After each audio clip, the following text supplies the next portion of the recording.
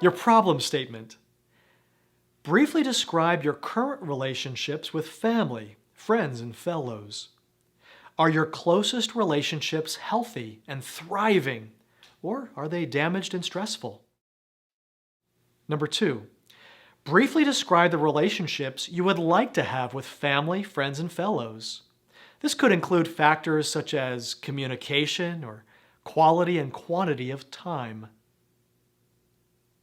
Number 3, list any behaviors, patterns, or circumstances in your life that seem to be undermining the types of relationships you want to be developing.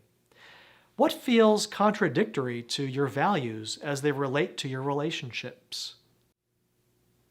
Number 4, summarize those previous answers into a brief sentence or paragraph. Identify any relational challenges or gaps in your life that you wish to overcome.